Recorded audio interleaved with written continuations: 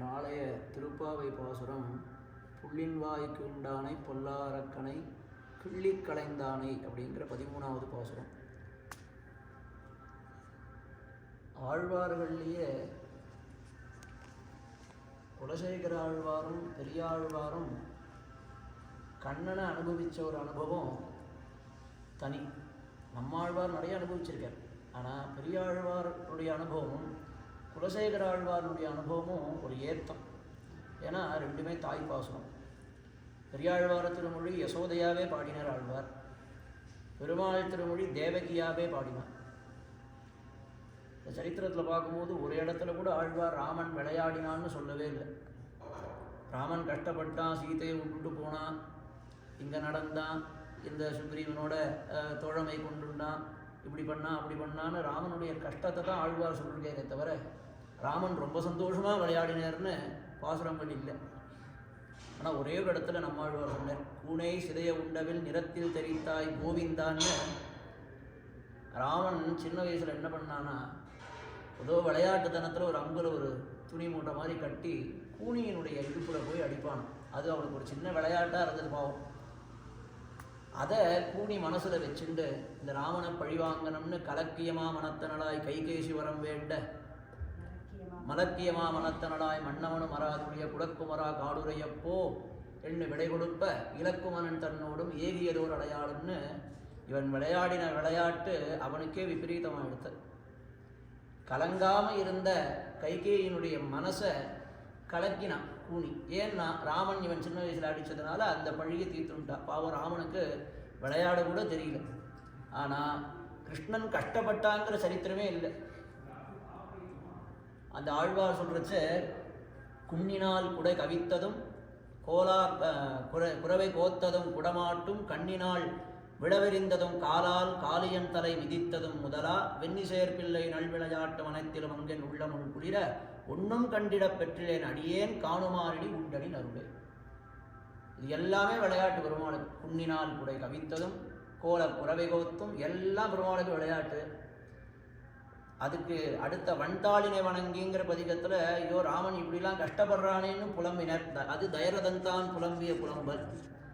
இந்த ஆரணியர் கரும் பண்ண வந்தாலோல்ல தேவகி இன்பத்தில் புலம்புறா, இது தேவகி புலம்பிய புலம்பல். இந்த ரெண்டு புலம்பலுக்கும் வித்தியாசம் இருக்குது. அது துக்கத்தினுடைய உச்சம், இது இன்பத்தினுடைய உச்சம். தொல்லை இன்பத்திருதி கண்டாளேன்னு ஆழ்வார். துன்பத்தில் ஒரு இறுதி உண்டு, இன்பத்தில் ஒரு இறுதி உண்டா, இதுக்கு மேலே எனக்கு சந்தோஷம் வேண்டான்னு யாராவது கேட்போம் அப்புறமான இடத்துல? யாரும் கேட்கணும். அப்படி ஆழ்வார் இந்த கண்ணனுடைய சேஷ்டிதங்களை வர்ணித்து வர்ணித்து வர்ணித்து இதெல்லாம் எப்படி பண்ணுறானா பெருமாள், கிள்ளி களைந்தானே. சும்மா இதை எடுத்து அங்கே வைக்கிற மாதிரி பண்ணிட்டானா. இப்படி பண்ணுறச்சே கண்ணனுக்கு குழந்தை. இந்த கோவர்தன உத்தாரணம் பண்ணுறச்சே கண்ணன் ரொம்ப சின்ன குழந்தை.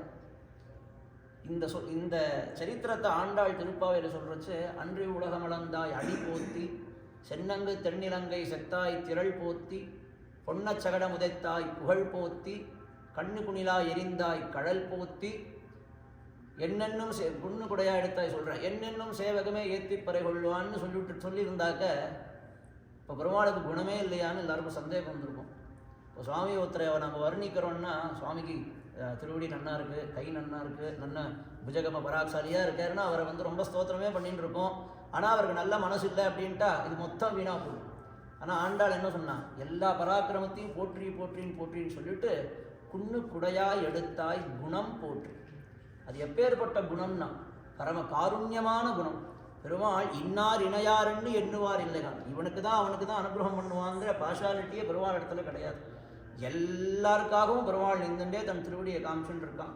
அதுதான் அந்த கருட சேவையினுடைய பரதத்துவம். என்னுடைய திருவடியை பாரு, நான் கருடன் தூக்கி காமிச்சுட்டு வர்றார் பெருமாளுடைய திருவடியை. அப்படி அந்த ஒரு பெருமாளுக்கு இருக்கிற அந்த காருண்ய குணம் இருக்கு, அந்த குணம் வேற யாருக்கும் வராது. அது மாதிரி இந்த குன்னு குடையா எடுத்தாய் குணம் போற்றிங்கிறதெல்லாம் ஆண்டாள் அழுது அழுது அழுது அந்த கண்ணனை போய் அடையணும் அடையணும் அடையணும்னு எவ்வளோ ஒரு காதல், எவ்வளோ ஒரு ஆசை இருந்தால் இந்த திருப்பாவை நமக்கு கிடச்சிருக்கும். அப்பேற்பட்ட திருப்பாவையில் பெருமாளை இந்த அன்னி உலகமளந்தாய் அடி போத்தி சென்னங்கு தென்னிலங்கைன்னு சொல்கிறச்சு அந்த குன்னு குடையா எடுத்தாய் குணம் போத்திங்கிறது ரொம்ப ஆச்சரியமாக அங்கே ஆண்டாள் வர்ணிக்கிறார். அப்பேற்பட்ட கண்ணன் ஆழ்வார்களும் ஆச்சாரியர்களும் எவ்வளோ பாசுரங்கள் அனுபவிச்சிருக்கான்னா அதுக்கு ஈடுன்னு கிடையாது. எல்லாமே பெருமாள் என்ன பண்ணானா விளையாட்டு மாதிரி பண்ணுறான். கிள்ளி களைந்தானை அரவம் அடல் வேழம் ஆண் குருந்தம் புல்வாய் புறவை குடமுலை மற்குண்ணம் கரவெண்ணி விட்டு இருத்து மேய்த்து ஒசித்து கீண்டு கோத்தாடி உண்டட்டெடுத்த செங்கணவன். இத்தனை சரித்திரங்கள் இந்த ஒரே பாசுரத்தில் இருக்கு. அரவம் அதில் பூர்வார்த்தம் உத்தரார்த்தம்னு 2 இருக்குது. முதலடி மூணாவது அடி. முதலடி மொத்தம் அந்த வஸ்துவை குறிக்கிறது. அரவம் அடல் வேழம் ஆண் குருந்தம் புல்வாய் புறவை குடமுலை மற்குண்ணம் 8 வஸ்து. பெருமாள் என்னென்னலாம் பண்ணாங்கிறது வஸ்து. அந்த வஸ்துவை என்னென்ன பண்ணான்றதை கீழே உத்தரார்த்தத்தில் சொல்கிறார். கரவெண்ணி விட்டு இருத்து மேய்த்து ஒசித்து கீண்டு கோத்தாடி. முதலடியை பதமாக எழுதிக்கணும். மூணாவது அடியை பதமாக அதுக்கு நேரம் எழுதிட்டு வந்தால் அது மேட்சார மாதிரி ஆழ்வார் அப்படியேப்பட்ட ஆச்சரியமான பாசுரங்கள். கண்ணனுடைய சேஷ்டிதங்களுக்காகவே பண்ணப்பட்ட பாசுரங்கள். அப்படி பெரியாழ்வாரும் குலசேகர ஆழ்வாரும் மாறி மாறி மாறி கண்ணனை அனுபவித்ததெல்லாம் எதுக்குன்னா கண்ணனுடைய விளையாட்டு. அந்த மலையை எடுத்தது அவன் ஒரு விளையாட்டாக எடுத்திருக்கான்.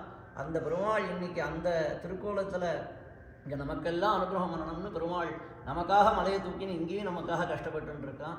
அதுக்காக பெருமாளுடைய திருவடியை எல்லாரும் ஆசிரியித்து அவனுடைய சரணாகதியை நாம் பிரார்த்தனை பண்ணிட்டு எல்லாரும் க்ஷேமமாக இருக்கணும். நாராயணன்.